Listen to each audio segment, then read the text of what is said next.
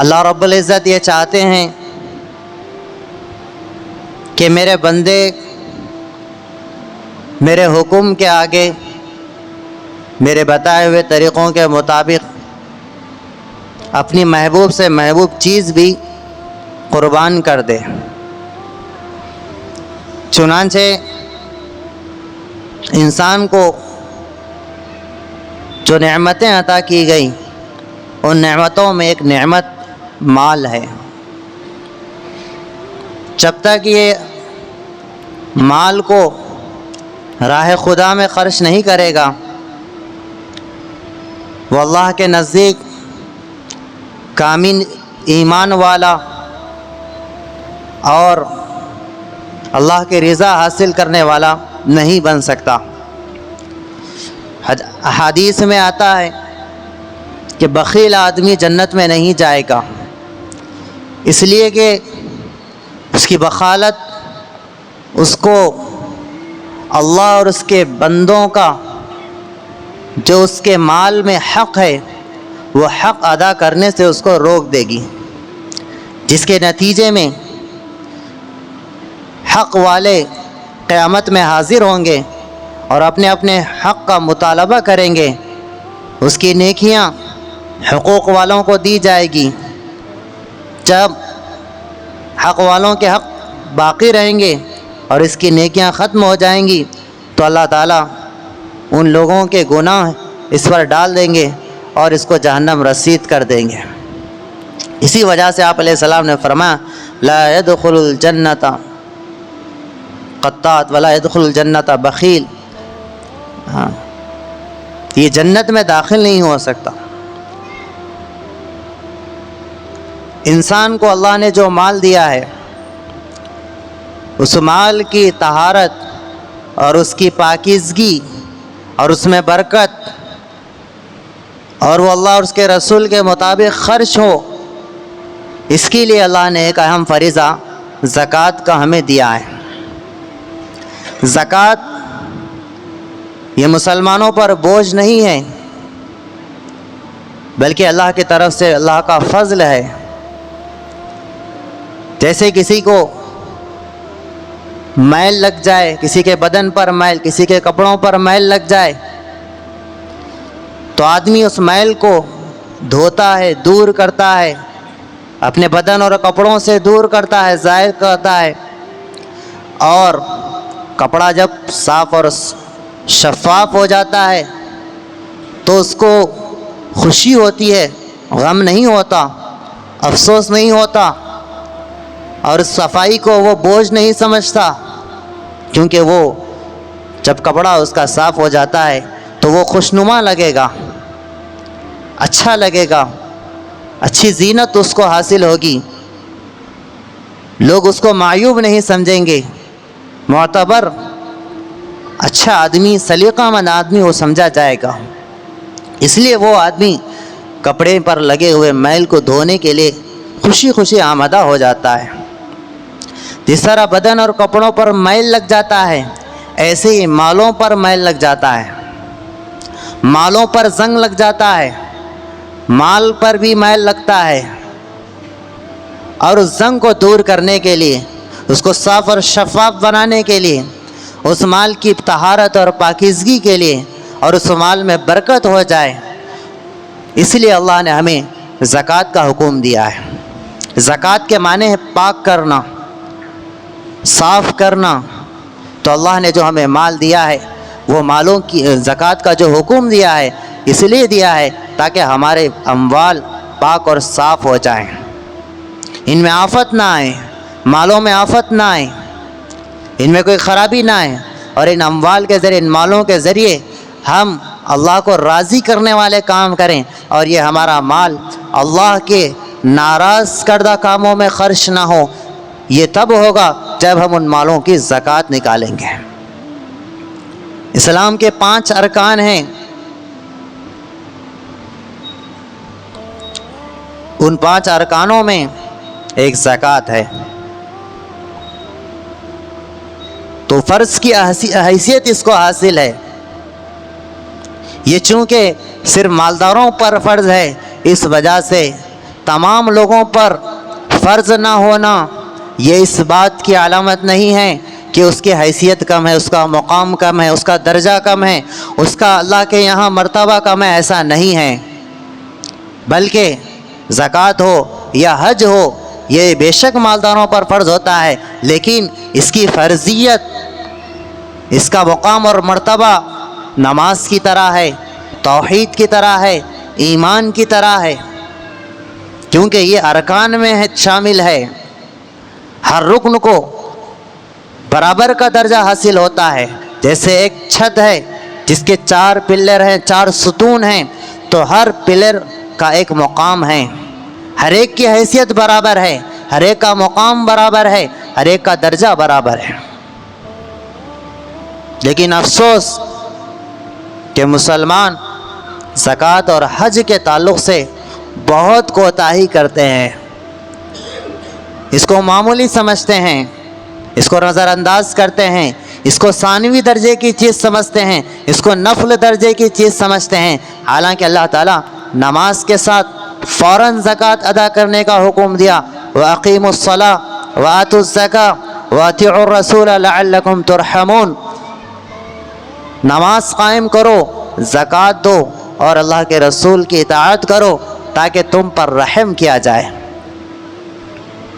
तो नमाज के साथ अल्लाह ने ज़कात को जोड़ा है, फ़ौरन अल्लाह ज़कात का हुक्म देते हैं, क्योंकि हज भी माल की इबादत है, माली इबादत है, लेकिन आम तौर पर हज कम लोगों पर फ़र्ज़ होता है, ज़कात ज़्यादा लोगों पर फ़र्ज़ होती है। हज की अदायगी के लिए ज़्यादा मक़दार चाहिए और ज़कात के फ़र्ज़ होने के लिए सिर्फ 30-35 हज़ार रुपये चाहिए, और जिस पर साल गुज़रे।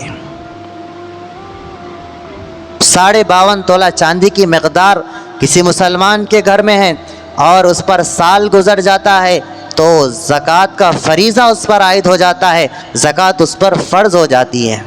जबकि हज के लिए लाखों चाहिए, तो अक्सर मुसलमानों पर ज़कात फ़र्ज़ होती है, नावाकिफ़ियत की बिना पर, लाइल्मी की वजह से, जहालत की वजह से वो अपने आप को गरीब समझकर ज़कात के फ़रीज़े से महरूम हो जाता है, ज़कात अदा नहीं करता। और बाज़ लोग अपनी तरफ से एक मक़दार मुतय्यन करते हैं और दे देते हैं, खैरात कर देते हैं, और अपने दिल को, अपने मिलने जुलने वालों को ये कहकर समझा देते हैं कि जो भी है यही काफ़ी है, हम इतना ही दे सकते हैं। तो इस तरह देने से ज़कात अदा नहीं होती।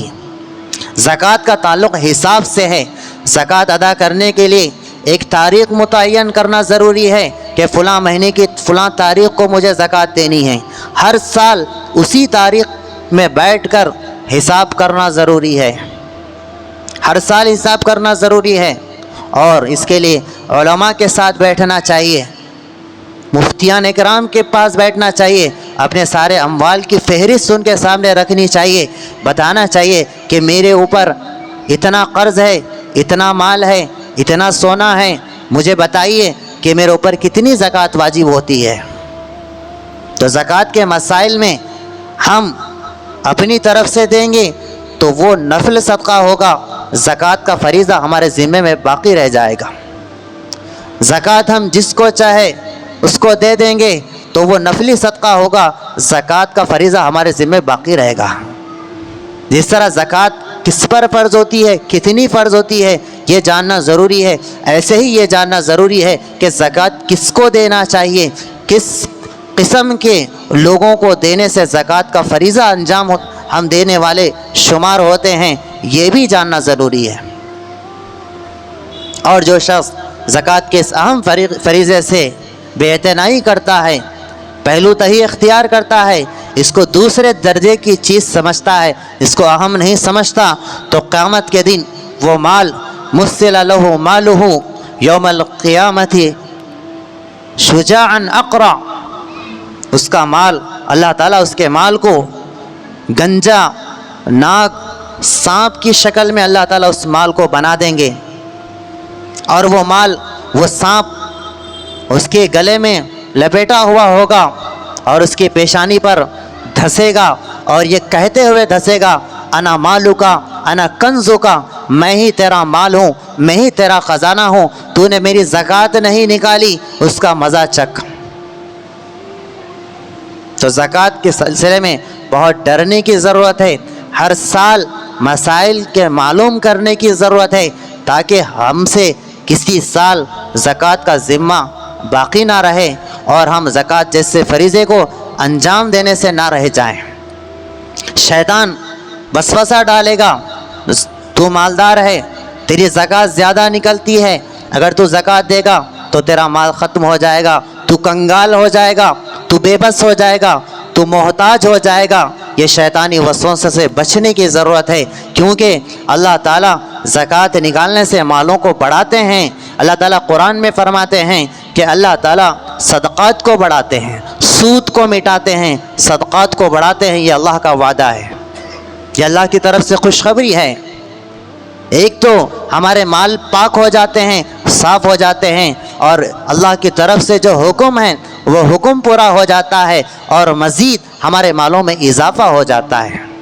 صرف اللہ تعالیٰ دیکھنا چاہتے ہیں کہ میرے حکم کے آگے اپنے مال کو خرچ کرتا ہے یا نہیں، اپنے مال کی محبت زیادہ ہے دل میں یا میرے حکم کی محبت زیادہ ہے، میرے حکم کا مقام اور مرتبہ اس کے پاس زیادہ ہے یا مال کی محبت، مال کا مقام اور مرتبہ اس کے پاس زیادہ ہے، یہ آزمانا چاہتے ہیں اللہ تعالیٰ زکوٰۃ کے فریضے کے ذریعے سے۔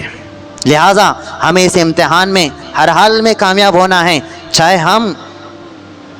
مال میں کم ہوں یا اللہ نے ہمیں بہت بڑا مالدار بنا دیا، ہر حال میں اس فریضے کو یاد رکھنا اور حساب و کتاب کے ساتھ زکوٰۃ کے اصول کے مطابق زکوٰۃ ادا کرنا، یہ ایک کامل ایمان والے ہونے کی علامت ہے، ایک بہت بڑا فریضہ انجام دینے والا یہ شمار ہوگا۔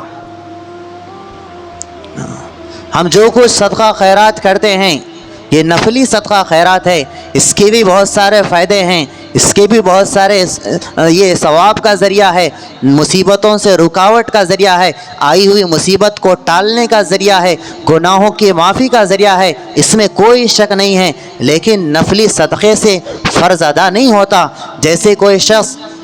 عشاء کی نماز کے لیے آ جائے اور 4 رکعت نفل نماز کی نیت باندھ لے اور پڑھ لے اور امام کے ساتھ نماز پڑھے بغیر گھر چلا جائے، تو اس کی یہ 4 رکعت نفل نماز اس کے فرض نماز کے مقابل نہیں بن سکتی، اس کا بدلہ نہیں بن سکتی۔ ایسے ہی نفلی صدقات زکوٰۃ کا بدل نہیں بن سکتی۔ لہٰذا اس بات کو سمجھنے کی ضرورت ہے، اس بات کو جاننے کی ضرورت ہے، اور ہر مسلمان کو اس بات کو سوچنے کی ضرورت ہے۔ اپنی طرف سے فیصلہ کرنے کی بالکل ضرورت نہیں ہے، اس سے ہم زکوٰۃ کے فریضے سے محروم ہو جائیں گے۔ علماء کے ساتھ بیٹھنا، مسائل سیکھنا، جاننا، تحقیق کرنا، یہ بے حد ضروری ہے۔ اللہ تعالیٰ قرآن مجید میں فرماتے ہیں فَاسْأَلُوا أَهْلَ الذِّكْرِ إِن كُنتُمْ لَا تَعْلَمُونَ، اگر تم نہ جانتے ہو دین کی کوئی بات تو جاننے والوں سے پوچھو۔ کل قیامت میں اگر عذر پیش کرو گے کہ ہمیں تو علم نہیں تھا، ہم اس طرح زکوٰۃ نکالنا، فلاں قربانی اس طرح دینا، حج اس طرح کرنا، نماز اس طرح کرنا، حقوق اس طرح ادا کرنا لوگوں کے، ہمیں اس بات کا علم نہیں تھا، یہ عذر قیامت میں قبول نہیں کیا جائے گا، کیونکہ اللہ تعالیٰ فرمائیں گے میری کتاب میں یہ فرما دیا تھا کہ اگر نہیں جانتے ہو تو جاننے والوں سے پوچھو۔ لہٰذا تم نے کیوں نہیں پوچھا؟ کسی عالم کا دروازہ کیوں نہیں کھٹکھٹایا؟ کسی امام صاحب کے ساتھ کیوں نہیں بیٹھے اور مسائل کیوں نہیں سیکھے؟ یہ جہالت اللہ کے یہاں عذر قبول نہیں کیا جائے گا، کیونکہ علم دین کا موٹے موٹے مسائل، اہم مسائل، جائز ناجائز، حرام حلال اور مکروہ، اس دیے موٹے موٹے مسائل کا، ضروری مسائل کا سیکھنا ہر مسلمان پر فرض قرار دیا گیا، لازم قرار دیا گیا، ضروری قرار دیا گیا۔ جب شریعت کی طرف سے علم دین کا حصول، ضروریات دین کا حصول حاصل کرنا ضروری قرار دیا گیا، تو پھر ناواقفیت، جہالت، نہ جاننا یہ عذر شمار نہیں ہوگا، یہ بہانہ وہاں نہیں چلے گا۔ لہٰذا ضرورت اس بات کی ہے کہ ہم اپنی زکوٰۃ کو صحیح مصرف میں خرچ کریں۔ تو مصرف کیا ہے؟ زکوٰۃ کہاں خرچ کرنی ہے؟ تو زکوٰۃ کے 2 بہتر مصرف ہیں، ایک مدرسہ اور دوسرا غریب رشتہ دار۔ مدرسے میں ہم زکوٰۃ دیں گے تو یہ ثواب جاریہ ہے، یعنی بچے پڑھیں گے تو وہ پڑھائیں گے، تو جتنا لوگوں کو پڑھاتے چلے جائیں گے تو یہ ثواب جاریہ کا کام ہے۔ وہ ان کے شاگردوں کو پڑھائیں گے، وہ ان کے شاگردوں کو پڑھائیں گے، تو ہر حرف پر نیکی ملتی چلی جائے گی۔ اور غریب رشتہ دار زکوٰۃ کا مصرف ہیں، ایسے رشتہ دار، ایسے غریب جن کے جو زکوٰۃ کے مالک نہ ہو، جو خود زکوٰۃ کے مالک نہ ہوں، ایسے لوگ جن کے پاس 35-40 ہزار ہمیشہ رقم موجود نہ رہتی ہو، سال بھر ان کے پاس اتنی رقم جمع نہ رہتی ہو، ایسے غریب رشتہ داروں پر خرچ کرنا یہ دوہرا اجر کا باعث ہے۔ ایک اجر مال کے خرچ کرنے کا، اور دوسرا اجر اور دوسرا ثواب رشتہ داری کے نبھانے کا، یہ دو ثواب کا یہ ذریعہ ہے۔ لہٰذا ضرورت اس بات کی ہے کہ اللہ نے جن کو مالدار بنایا ہے، جن کے اوپر بھی زکوٰۃ فرض ہے، تو ہم پہلے حساب کریں، حساب کرنے کے بعد اپنی اس زکوٰۃ میں جتنا مال آئے اس کے 2 حصے کریں، آدھا حصہ مدرسے میں دیں، جس مدرسے میں آپ کو بھروسہ ہے ان مدرسے میں پہنچائیں، اور آدھا حصہ غریب رشتہ داروں میں تقسیم کریں۔ اور یہ تقسیم کرنا، بعض لوگ